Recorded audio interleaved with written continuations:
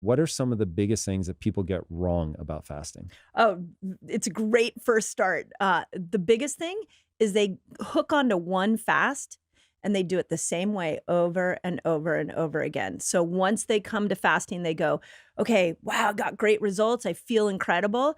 I'm just skipping breakfast. I'm starting to eat at noon every day. And they just do that for months and months and months. And then they get stuck. Why would that repetition be a problem? And is there like a right entry point? Yeah. Because I think if people haven't tried fasting, they probably just think, just don't eat. Or, Yeah. and this will be interesting, there are things that I probably don't consider a fast that you might consider a fast. Yeah. So let's get into that. Is there one beginner's entry point to fasting? Yeah. You know where the beginner's entry point is? If you really want it to be like smooth, it's with your food. So if you want fasting to that whole world of fasting to become much easier, the first thing is change 3 ingredients. Change your oils, change your carbs. So you're eating more of nature's carbs, less refined carbs, and get off any toxic ingredients. If you change those 3 things, now you're going to metabolically switch over into what we call the fat burning state much quicker. Now, you don't have to, and a lot of people don't. But if you're asking me what's the easiest way door in, it's just let's clean up a little bit of the diet. Now, the second step is let's just start pushing your breakfast back like a half hour, an hour. And what you're going for is you're trying to compress all of your food into one eating window.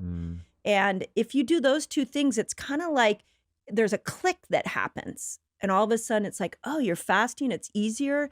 It just becomes effortless because it's our natural state. It's the way the body was designed to be. So, but toxic ingredients, toxic food makes us more insulin resistant. Eating all day is destroying mitochondrial energy. And so we're not able to make that switch as easily, which is why I like to start with the food. Interesting. Okay, so to do a fast well, step 1 is to reorient your diet to something that isn't causing metabolic damage. I'm not sure. Yeah, inflammatory metabolic damage. So you're looking like, let's use an example. Canola oil or like cottonseed oil or some of those more. Basically, the oils that everything you eat, unless you are buying whole food and That's cooking right. yourself, is cooked in. Okay, so there's bing, bing, bing. That's the answer right there is let's get back to whole foods that are coming out of nature. And if I went into your house and I just swapped out all the oils for avocado oil and olive oil, you'd be you wouldn't notice a taste. And it's the same to cook with. And if you're doing that mixed with whole foods and meats, if you eat meats, then now you're actually more congruent with what the human body wants. It's when we get all these fancy ingredients and toxic, inflammatory, easy to make ingredients that it makes that metabolic switch so much more difficult, which is why I always say and it's not like it doesn't have to be rigid. You can be playful about it. Like, let me just see what I can do to stop eating so many inflammatory oils. Mindy, there's nothing playful about starving to death. So it's interesting. As you're saying this, I'm like, wow, I'm one of the people that would probably propagate some of the myths and create problems for people because I'm forgetting how hard it was for me to metabolically transition because I did it so long ago. So, going back to this framing of, okay, before you want to fast, you want to get things right. Literally until 9 seconds ago when you said that, my instinct would be to tell people, hey, just start lengthening the window between what you eat is. Yeah. But if I flash back to when I went low carb, so I didn't even consider fasting, didn't think about fasting. And honestly, I think, 20 plus years ago when I started all this, I would have thought of fasting as dangerous. And part of the reason I would have thought of fasting as dangerous is going without food, but really it was sugar because I was a sugar burner at the time. It hurt. You know what I mean? Like, so I'll do this frequently when I have a guest on around fasting. So I'm fasted right now. Yeah. I'm Excellent. over 19 hours into my fast as we're doing this. And there's no sense of suffering. Yeah. And don't get me wrong, I have a mild sense that I'm hungry. Yep. But it's not overwhelming. It's certainly not impairing my cognition. But when I first went low carb, it was so devastating. And I had these terrible headaches. And I remember my wife and I got in this big fight because I was like, if I just eat a cookie, I will feel better. And she was like, then eat the cookie, but stop complaining. Like whatever you're going to do, either get on the other side of this or eat the cookie, but don't not eat the cookie and keep complaining. And so I was like, okay, that's probably pretty good advice. So for somebody who's at the beginning, walk me through, you mentioned it, but let's go a little bit deeper in terms of what is that click over that people are looking for? What is metabolic flexibility? Yeah. What is being a sugar burner? How do we get on the other side of that? Yeah, it's such a good question, and it's interesting because I'm thinking as you're talking, I'm like, yeah, my advice used to be, hey, the door into fasting is compress the eating window and leave a longer period of time for fasting. But we just saw millions of people on my YouTube channel where they would write in comments and they're like, I can't metabolically switch over. I'm really struggling. So then I started to change. Well, let's start by cleaning up a few things. So they're fasting, but they feel terrible? Oh, yeah. Oh, yeah. So, and that's the thing is that we need to look at this like a switch. So when you're eating food, you are in a sugar burner state. So what's happening is that your blood sugar is going up. And then you stop eating and then the blood sugar starts to come down. And usually when it gets to a certain point, you get hungry. And so you eat again. And so you're just doing this all day long. But what we're saying when you want to be metabolically flexible is we want to keep your blood sugar fairly low so that we can switch you over into this fat burning place. And once you switch over into the fat burner place, there's a whole world of healing, internal healing that is going to happen, a lot more than just weight loss. There's a lot more brain, like to your point, I love that you show up fasted. I showed up fasted too. And I do it as a performance tool because I know I'm going to get ketones that are going to power up my brain. I know inflammation's going to come down. I know I can get rid of senescent cells. I know I can reboot my immune system. I know I can add more dopamine receptor sites the longer I stay over here. But if I'm over here bringing my blood sugar up all the time, getting this switch becomes like rusty and you just can't get over there. So the suffering happens in that switch. And that's what I'm trying to get people out of because fasting is like sleeping. It is our natural healing state. And just because we know sleeping is amazing doesn't mean that everybody can sleep. It's really interesting. So I want people to understand, and some people will be, they'll already know a lot about fasting and fair enough. But for people that don't understand, there are actually two fuel sources that your body can use: glucose, sugar. Yep. That's where most people spend all their time. And even if you're eating a high protein diet, some of the protein can be turned by your body into glucose. Yep. And so most people live their entire lives there in a modern context. But from an evolutionary context, your body would need to be able to go, whoa, there's no food. I can't just keel over and die. And this is the whole point of storing body fat. Yep. But I think one thing that people miss is that if you're constantly intaking calories, especially if you're eating a lot of carbohydrates, you may never, and I mean never, switch over into burning your fat. And so your body is just storing. And I remember the first time it hit me that, hold on a second, there are people who they are literally only getting fatter their entire lives. So the fat that they put on when they were 9 is still just stored and it's never been released because you're only going to release that fat if the blood sugar drops to a certain level for an extended period of time. And then your insulin becomes low and now the fat can actually be released into the body. That was like startling. And I was like, oh my God. So what we're trying to do is create a scenario where and for people that are just listening, not watching, we both keep doing this motion with our hands of like clicking over. You're trying to create the setup so that your body will go, oh, word, I don't have any food coming in. So I need now to switch the machinery, the literal metabolic machinery over to burning ketones instead of glucose. Yeah. Once you do it, and this is the thing I always try to get people to understand, once you do this, it will change your relationship to hunger. It isn't that you don't feel hunger. Like I'm hungry right now. It's not overwhelming by any means, but I am hungry, but I'm not distracted by it. It's not diminishing my performance. And so hunger goes from this thing of like, it's all consuming. It changes my mood. I can't be productive to, yes, I would like to eat, but there's no sense of urgency. So well said. So well said. So I had the same aha moment when I first dove into the science of fasting. It hit me one day. I was like, "Oh my God, we have the wrong discussion when it comes to weight loss and food.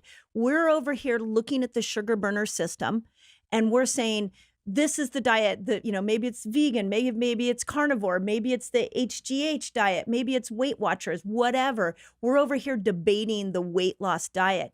And we've left the whole fat burning system out of the equation.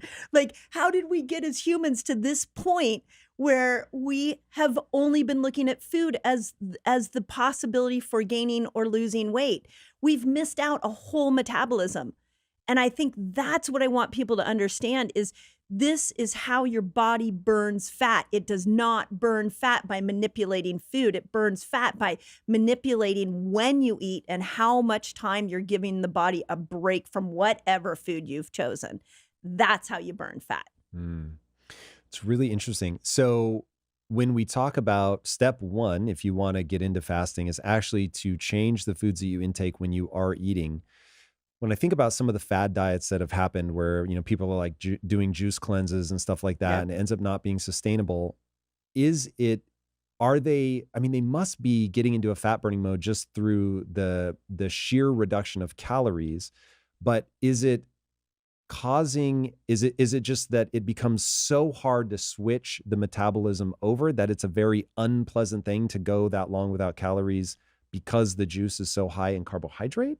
Well, so with the calorie conversation, all we've done in reducing calories over here or out exercise or upping our exercise is we change our set point. So let's use an example. Let's say you bring in 1,000 calories, or let's give it a little more, 1,500 calories, Which is and still very low. very low, and you exercise 500. So now you have a delta of 1,000. So in order to keep the weight that you're at, you have to always have around that delta of 1,000 calories.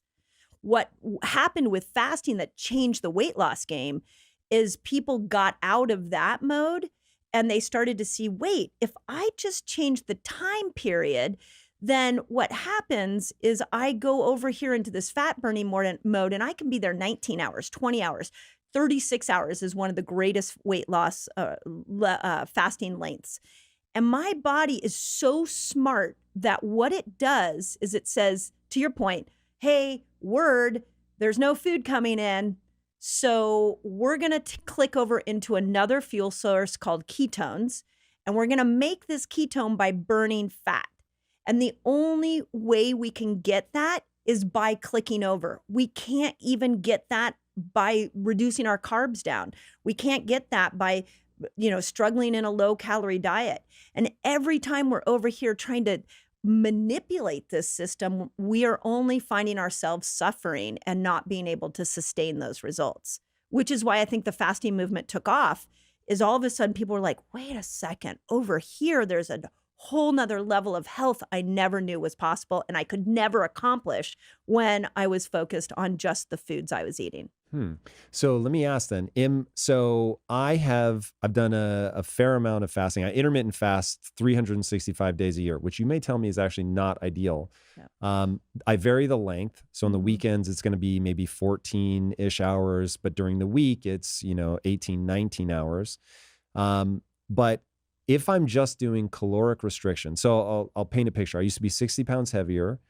And over 2 years, I dieted down and I did what I'll call rabbit starvation. So I was eating virtually no fat, virtually no carbohydrate. It was just literally boiled chicken breasts and steamed broccoli. I mean, that was basically my life for 2 years. And it was miserable. Yeah, it sounds like it. Really miserable. It was still super inflammatory. But I didn't understand any of that while I was doing it. And now I can control my weight so much easier through fasting. Yeah. So, but why? Why would it be that keeping my calories, and I was at about 1,500, which is why I made a point of saying that's really low because that was painful for 2 years.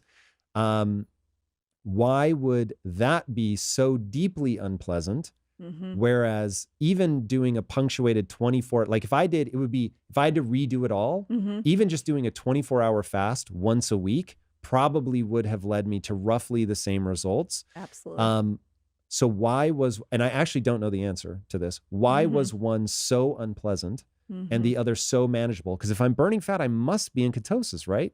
Not necessarily. Okay, check this out. I have a free fasting guide for you all. It's free. And it's going to teach you all the basics of fasting. It's going to teach you how to kill hunger when you fast, which is really cool. And it's going to show you how to break your fast, among many other things. All you got to do is click on this link right here and enjoy.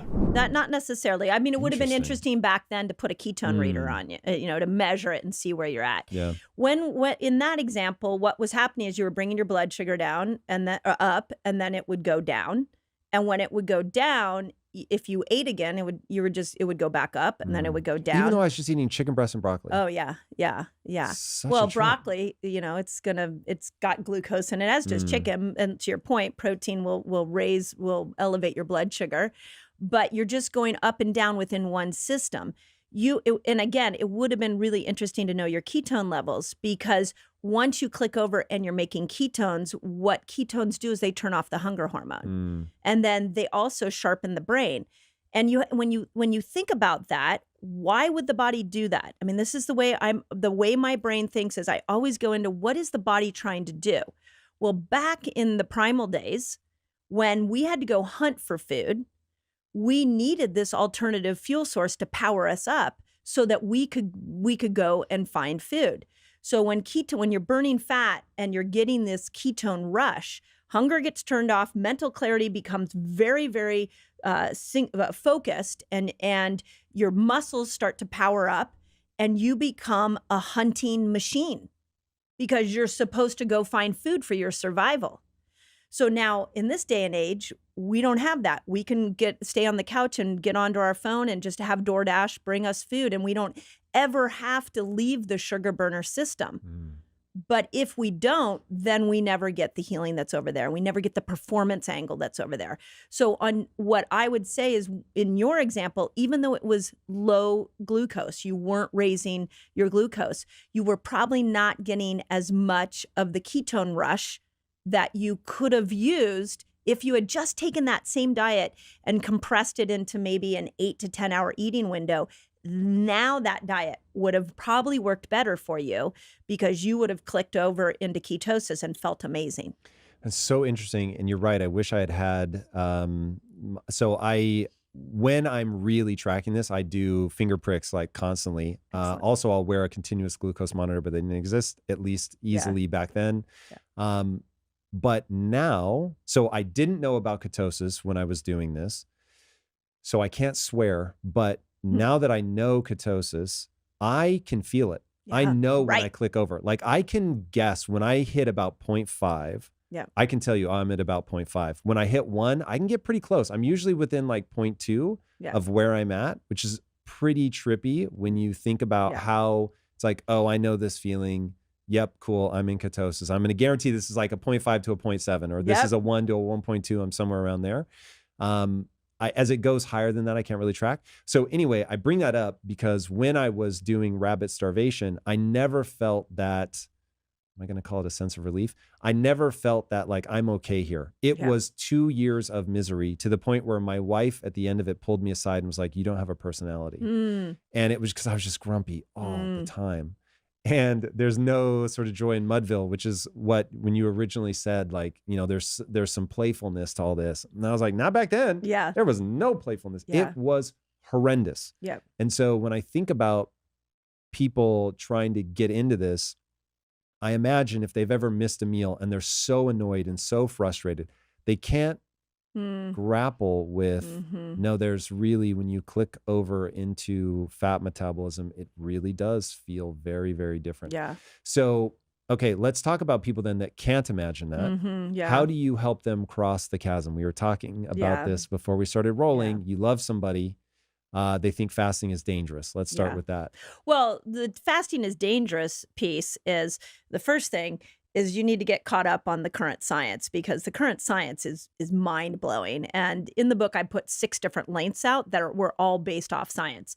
But the easiest one to kind of wrap your head around is what we call 16-8, where they show that if you take all let's say you don't work on your food, you're just going to eat the standard Western diet, highly inflammatory, but you eat it in an 8-hour eating window, leaving along this 16-hour period where you're not eating, you are literally metabolically immune from insulin going up, glucose going up, high blood pressure, liver damage, cholesterol. You become immune from the damages that high inflammatory diet has. Okay, that alone is mind-blowing to me, because let's say you're listening to this and you're like, well, I don't really want to change my food. I've got food addiction issues, and I've worked with a lot of people with food addiction that we've been able to help them overcome it by learning how to fast. If you just start to tiptoe your way in, like I'm just saying, let's say you're like listening to this, you're like, I'm not doing the food changes. Okay. So could I just get you to push your breakfast back a half hour? Okay, if you loved this video, you're gonna wanna check out the next video of my food series. 5 foods that will sabotage weight loss. And they're gonna surprise you. These are ones that you're probably doing thinking they're helping you lose